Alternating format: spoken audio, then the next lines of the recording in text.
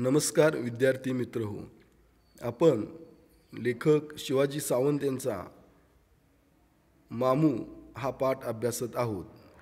लाल माती रंगीत मने या ललित लेख संग्रहातील व्यक्तिचित्रण संग्रहातील हा पाठ आहे.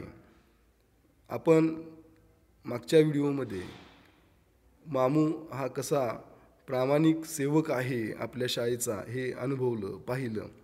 त्याचबरोबर तो देशाभिमानी आहे, राष्ट्रध्वजाचा राष्ट्रगीताचा सन्मान राखणारा आहे आणि आपली सेवा त्याच्याबरोबर आणखी बरीच कामं तो शाळेच्या बाहेरही करतो.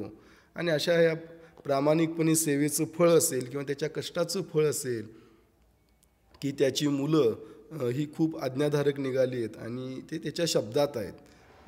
याचा आपण अभ्यास केलेला आहे.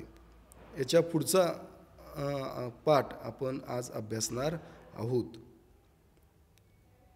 लेखक म्हणतायत, असंच एकदा मामूच्या घरी त्याच्या दुसऱ्या नंबरच्या मुलाचं शादी मुबारक निघालं. ठरल्याप्रमाणे मामू मला आमंत्रण द्यायला आला. सर, पोराचं लग्न आहे, यायला पाहिजे.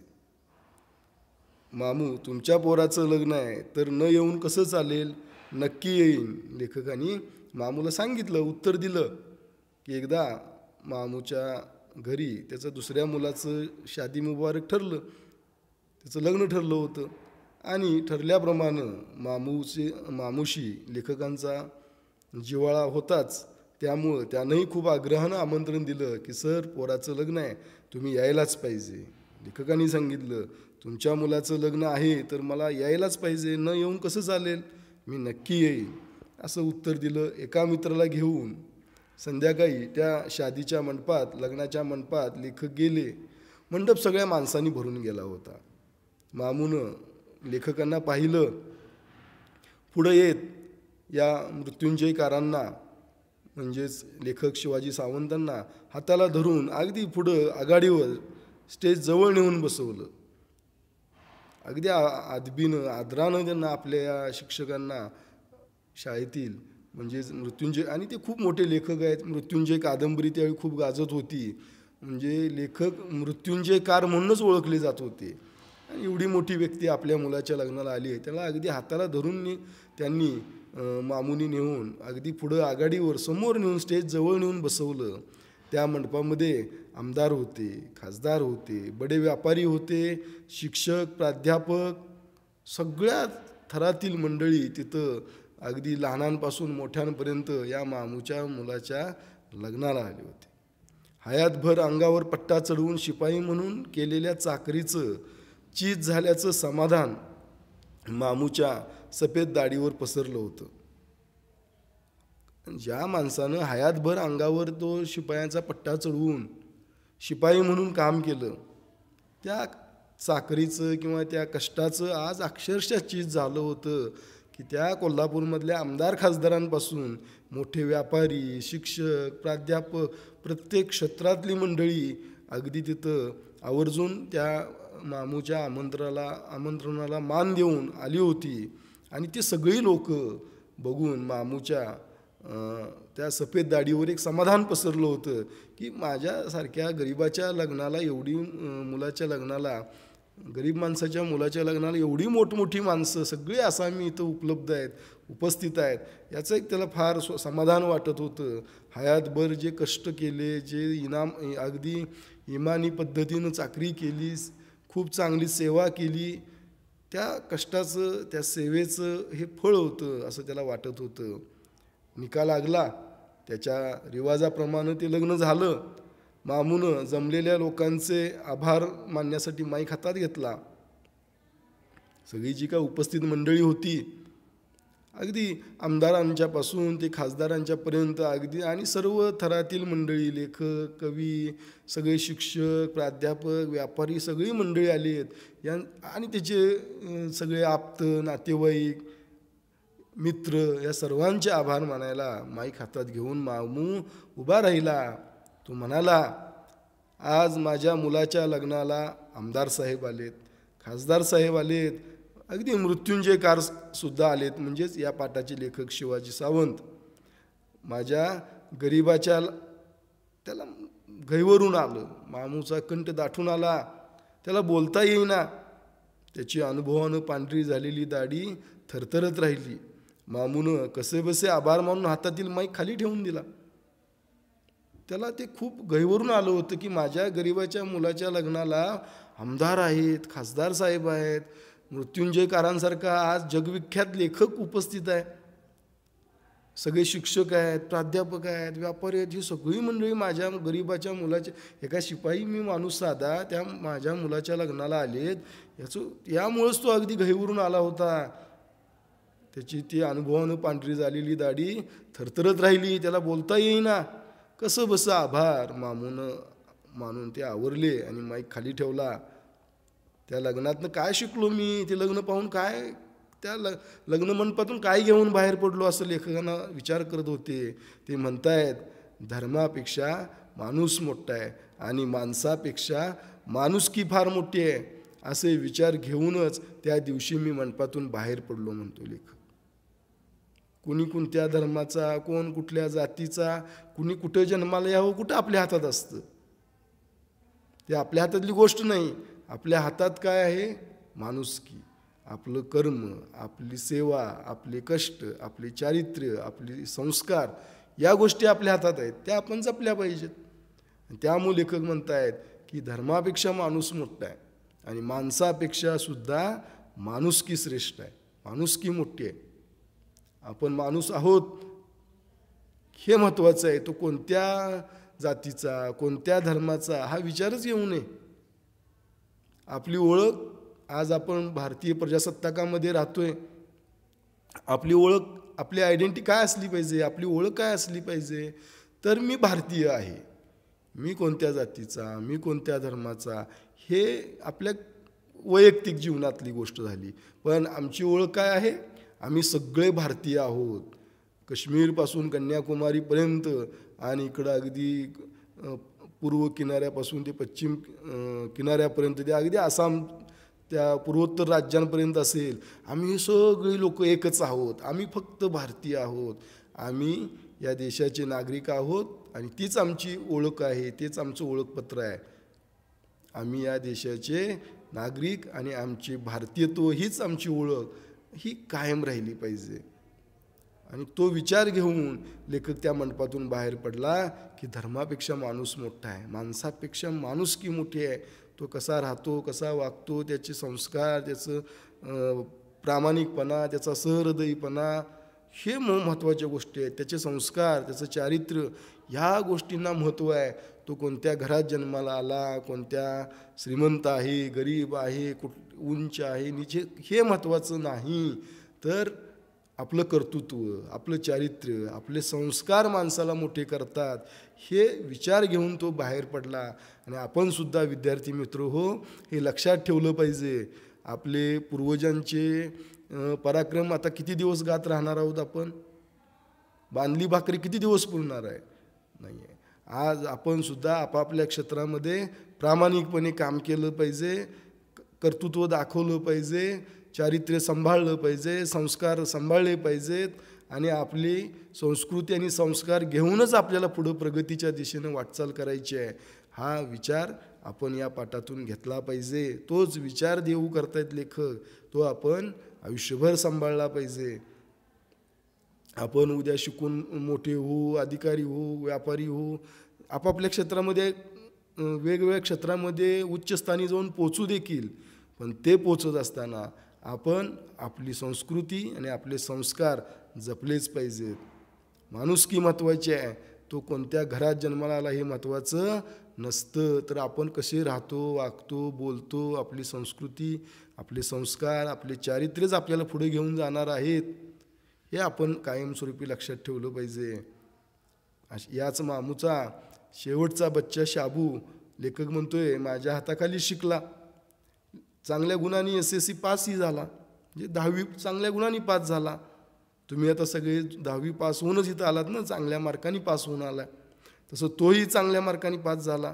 तो पास होताच मामूचं लेखकामागं लकडं लागलं. तो लेखक म्हणतात, माझ्या मागं त्यानं लावलं बोलणं की सर शाबूला कुठतरी चिटकवा, त्याला कुठतरी कामाला लावा, उद्योगाला लावा, कारण त्याच्या विचारानं त्यानं विचार केला असणार आहे, मामूनं त्याच्या पद्धतीने विचार केला असणार आहे की लवकरात लवकर हा काम उद्योगाला कुठल्या तरी नोकरीवर हजर झाला की तो त्याच्या आयुष्यामध्ये पुढं जाईल, लवकर त्याच्या जीवनाचं काय गाडा आहे तो सुरळीत होईल. म्हणून त्यांनी लेखकाच्या मागणं सारखं लागलं होतं की सर याला कुठेतरी चिटकवा, काहीतरी करू दे, उद्योगाला लावा, काहीतरी नोकरीला लावा कुठंतरी. लेखकाने मात्र त्याला समजावून सांगितलं मामूंना, मामू हा तुमचा सर्वात लहान मुलगा आहे, तुमच्या घरात कुणीच पदवीधर नाही, कुणी पदवीधर झालेलं नाही, 10वी 12वी होऊन उद्योगाला लागलेत, कुणी शिकलेलं नाही, याला शिकू द्या. याला नोकरीत अडकवलात की हा संपला, याला कुठंतरी कामाला लावलात, नोकरीला लावलात की याचं शिक्षण संपलं, हा संपला, तो तेच उद्योग करत राहील आयुष्यभर आणि मग शिकणार नाही. जरा नीट धरा, काही अडलं नडलं मला सांगा. मी त्या मामूला दिलासा देत होतो असं लेखक म्हणतात, समजावून सांगतायत की जरा धीर धरा, याला शिकू द्या, काय अडचण आली तरी सांगा, मी मदत करीन, पण हा शिकला पाहिजे, याला शिकू द्या. मामूनंसुद्धा बदलत्या काळाची पावलं ओळखून असेल किंवा लेखकांचं समजावणं असेल, त्यानंही निर्धार बांधला आणि आपल्या मुलाला कॉलेजमध्ये दाखल केलं. त्यानंही ठरवलं की आपण आपल्या मुलाला कॉलेजमध्ये दाखल करूया, शिकवूया, सर सांगतायत तसं. हा शाबू पदवीधर होऊ द्या, घरात कुणीच शिकलं नाही एवढं, हा एक तरी पदवीधर होऊ दे. म्हणजे त्या एखाद्यानं सांगितलं समजावून तर ऐकतोही. तसं तर लेखक त्याच्यापेक्षा वयानं लहान असणार आहेत, पण त्यांनी समजावून सांगितल्यावर ते मामूला पटलं. काळाची बदलती पावलं त्याला ओळखता आली आणि त्यानं आपल्या लहान मुलाला तरी शिकवायचं ठरवलं. आपल्यालासुद्धा काळाची बदलती पावलं ओळखता आली पाहिजे. भविष्यात कोणत्या क्षेत्रामध्ये संधी आहेत हे आपल्याला आज ओळखता आल्या पाहिजेत. त्यासाठी त्या क्षेत्रातल्या तज्ज्ञ लोकांचं मार्गदर्शन घेण्याची वृत्ती पाहिजे, दुसऱ्याचं ऐकून घेण्याची वृत्ती पाहिजे. हल्ली आई वडील सांगायला लागलं तरी मुलांना पटत नाही. यासाठी आपल्या वडीलधाऱ्यांचं ऐकत राहिलं पाहिजे. ते आपल्या भल्यासाठी सांगत असतात, फक्त ते आपल्याला पचनी पडत नाही. पण मामू मात्र आपल्यापेक्षा लहान असणाऱ्या त्या लेखकांचं सुद्धा तो ऐकतोय आणि बदलत्या काळाची पावलं ओळखून मुलाला शिकवायचं ठरवतोय. मग आपण किती ऐकलं पाहिजे तुम्ही विचार करा. परवा मामूची बुडी आई अल्लाला प्यारी झाली. तिच्या आठवणी सांगताना मामूच्या डोळ्यात पाणी तरळलं. आपल्या आईच्या आठवणी सांगताना त्याच्या डोळ्यात पाणी आलं. तो म्हणाला, दुनियेत सारं मिळेल सर, पण आईची माया कुणाकडनं नाही मिळायची. काय बोलून गेला बघा तो मामू. दुनियेत सारं मिळेल सर, पण आईची माया कोणाकडनं नाही मिळणार. बाकी तुम्ही पैसे देऊन काहीही विकत घेऊ शकता, पण आईची वडिलांची माया कुठून घेणार आहे. हे त्याचे बोलणं ऐकताना नातवंड असलेला मामू मला त्याच्या शाबूसारखा पोरवयाचा वाटला. हे सगळं ऐकत होतं लेखक ज्यावेळी मामूचं बोलणं, त्यावेळी हा अगदी नातवंड आलेला हा मामू, त्या अगदी 40 वर्ष नोकरी होऊन गेली असा हा मामू नातवंड आलेला बिचारा, तो आईच्या आठवणीने अगदी घाईवरून आलं होतं त्याला. आणि तो म्हणतोय, सर दुनियेत सगळं मिळेल, पण आईची माया कुठनं काही मिळणार नाही. त्याची आई वारली त्या दिवशी शाळेला सुट्टीही मिळाली, पण त्या नातवंड आलेल्या सुद्धा माणसाला आपल्या आईचं प्रेम हवं होतं. तो तिच्या आठवणीने गहिवरून येतोय आणि या वयात सुद्धा म्हणतोय की सगळं मिळेल मला, पण आईची माया दुनियेत मिळणार नाही. अनेक कवींनी वगैरे आपल्या कवितांमधून किती कवी यशवंतांची तुम्ही आई कविता शिकला असाल, अभ्यासला असाल, तर कितीतरी वर्णन करून ठेवलेलं आहे. किंवा फमू शिंदेंची आई कविता आहे, अनेक लेखक कवींनी त्याचं वर्णन केलेलं आहे. फक्त आपल्याला त्याचं महत्त्व कळत नाही, कारण घरात आई आहे. आपण खरं तर त्यांच्या किती आज्ञेत राहिलं पाहिजे याचा आपण विचार केला पाहिजे. प्रत्येक गोष्ट त्यांच्या आज्ञेप्रमाणे करायला शिकलं पाहिजे आणि त्यांना मदत करायची ही वृत्ती पाहिजे. तुम्ही जरी शिकत असाल, अभ्यास करत असाल, तरीसुद्धा एखादं तरी काम छोटंसं जरी आईचं हलकं केलं, तुम्ही केलात, तरी बरं वाटेल तिला. थोडंसं त्या सगळ्या एवढ्या कामाच्या घाईगर्दीत एक जरी काम हलकं झालं तर किती आराम मिळेल त्यांना. त्यामुळे आपण अगदी साधं झाडून जरी काढलं एखाद्या मुलानं, तर त्यात आईचं ते काम कमी झालं ना, तिला तेवढा तरी आराम. त्यात कुठलाही कमीपणा वाटून घ्यायची गरज नाही. उलट आईचं काम करण्यामध्ये अभिमानच वाटला पाहिजे. आपण थोडं तरी मदत करायचा प्रयत्न केला पाहिजे. आणि हे आपण मामूच्या या बोलण्यातून शिकलं पाहिजे, अनुभवलं पाहिजे. आता हे हायस्कूल 100 वर्षांचं जुनं आहे. जिथं लेखक आणि मामू काम करतायत ते खूप जुनं हायस्कूल आहे, 100 वर्षांवर जुनं आहे. इथलं रेकॉर्ड त्यामुळं आवाढव्य आहे. कुणी माजी विद्यार्थी येतो, आता 100 वर्षाचं जुनं हायस्कूल आहे, किती रेकॉर्ड असेल बघा. 100 वर्षांचे विद्यार्थी, त्यांचं रेकॉर्ड हे सांभाळणंही खूप अवघड आहे. मग कुणी माजी विद्यार्थी येतो अगदी 1920-22 सालातील आणि आपल्या नावाचा दाखला मागतो. मामू मग ते रजिस्टर अचूक शोधून त्याचं नाव हुडकून काढतो, धुंडून काढतो. धुंडून काढणं म्हणजे शोधून काढणे. हाती दाखला पडलेला, बाप्या झालेला तो विद्यार्थी, म्हणजे अगदी आता तो 1920-22चा विद्यार्थी आज वयस्कर झालेला असणार आहे. तो विद्यार्थी मामूचा हात हातात घेऊन म्हणतो, चलो मामू चाय लेंगे. तो त्याला आता तो मोठा झाला आहे ना, तो हाताला ओढून नेत असतो, चहा पिऊया, चहा घेऊया, चला मामू म्हणून. मामू मात्र ते टाळत असतो. कशाला? नग आत्ताच घेतलाय, नको आहे आता, आत्ताच चहा पिलाय, कुठं आहे आता तुम्ही? खरं तर त्याच्यापेक्षा कितीतरी लहान आहे तो विद्यार्थी, पण तो काय म्हणतोय, कुठं आहे आता तुम्ही? तो चहा नाकारण्याचा प्रयत्न करत चौकशीही करतोय. त्याच्या मनात जुन्या आठवणी रेंगाळणारा विद्यार्थी त्याचा हात खेचून त्याला आग्रहानं घेऊनच जातो. मनात जुन्या आठवणी रेंगाळणारा तो विद्यार्थी सगळ्या मामूच्या शाळेतल्या त्याला आठवणी जाग्या होत असणार आहेत. तो बिचारा त्याला अगदी हाताला धरून ओढतच नेतो चहाला, आग्रहानं अगदी. मग चहा पिता पिता त्याच्या वेळच्या शिक्षकांच्या आठवणींचा उजाळा मिळतो. तो विद्यार्थी शिकत असताना जे शिक्षक असतील शिकवणारे, त्यांच्या आठवणी निघतात.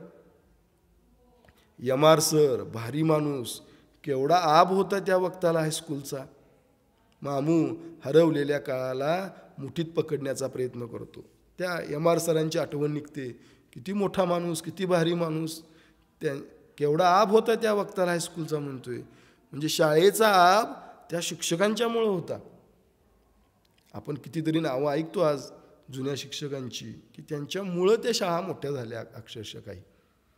म्हणजे त्या शिक्षकांच्या नावानं शाळा ओळखल्या जातात. आजही कितीतरी नावं आहेत. तसं त्या हायस्कूलचं यमार सर म्हणजे खूप भारी माणूस म्हणतोय मामू, की त्या सरांच्या काळात किती आब होता या हायस्कूलचा. हरवलेला काळ मामू आपल्या मुठीत घेऊन पाहतो. कारण आता तो काळ राहिला नाही, जुने शिक्षक राहिले नाहीत आणि तो काळच बदलला. तो एक भारावलेला काळ होता. आज काळाप्रमाणे अनेक संदर्भ बदललेत आणि मग तो काळ मुठीत पकडण्याचा प्रयत्न करत असतो आणि जुन्या आठवणी निघतात. ही सरकारी शाळा आहे. ही जी काही मामू आणि लेखक काम करत आहेत ती शाळा सरकारी आहे. मग त्यामुळं इथं ड्रॉइंगच्या किंवा कॉमर्सच्या सरकारी सर्टिफिकेटच्या प्रमाणपत्राच्या ज्या काही परीक्षांचं केंद्र ती इथं आहे. सरकारी शाळा असल्यामुळं जे सरकारी प्रमाणपत्रांच्या परीक्षा होतात, ड्रॉइंगच्या असतील किंवा वाणिज्य विभागाच्या असतील, त्यांचं परीक्षा केंद्र म्हणजे ही शाळा आहे. आणि खूप जुनी शाळा आहे, त्यामुळं केंद्र इथं आहे.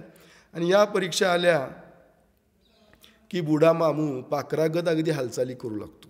कारण त्याच्या हालचालीनं वेग येतो. सगळी कामं असतात त्याच्या पाठीमागं. अगदी नंबर टाकणं असेल, बेंचवरती नंबर टाकणं किंवा ती बाकडी हलवून परीक्षेची बैठक व्यवस्था करणं. आपल्याला माहिती आहे परीक्षेसाठी बैठक व्यवस्था स्वतंत्र करावी लागते. मोजके बेंच व्यवस्थित लावून घेणं, परत ते व्यवस्थित त्याच्यावर नंबर टाकणं, कितीतरी कामं असतात. आपल्याला ते माहिती नसतात. शिपाई लोक किती कामं करत असतात, त्यांच्यामागं किती कामं असतात. हे सगळं मामू अगदी मनापासून करत असतो. आणि या परीक्षा आल्या की तर त्याच्या हालचालीनं अगदी प्रचंड वेग येतो. लेखक म्हणतायत हा मामू परीक्षेच्या काळात अगदी पाखरागत हालचाली करत असतोय. त्याचबरोबर त्या परीक्षा देणाऱ्या विद्यार्थ्यांसाठी पाणी द्यायला गोरगरिबांची पोरं ऑफिसात आणून दाखल करणं, त्यांना 2-4 पैसे मिळतील आणि इथंही थोडंसं काम हलकं होईल. पाणी द्यायलाही लोक लागतातच, मग त्याही गोरगरीब मुलांना थोडंसं मदत म्हणून त्यांना इथं आणून दाखल करणं, पडेल ते काम मामू अगदी उत्साहानं आणि प्रामाणिकपणे करत असतो. तिथं काही नचा पाडा नाहीच. जे काम वाट्याला येईल ते अगदी मनापासून करणं, प्रामाणिकपणे करणं हा त्याचा स्वभाव आहे. आणि हीच वृत्ती आपल्यालासुद्धा आपापल्या क्षेत्रामध्ये पुढे घेऊन जाणार आहे. तो त्याचं काम करतोय, तो मन लावून बाकडी लावतोय, मन लावून नंबर टाकतोय, त्याला काय घंटा वाजवण्यापासून प्रत्येक काम अगदी वर्ग झाडून काढण्याचं असेल तो मन लावून प्रामाणिकपणे करतोय, उत्साहानं करतोय आणि त्यामुळेच त्याच्यामध्ये प्रगती झालेली आहे.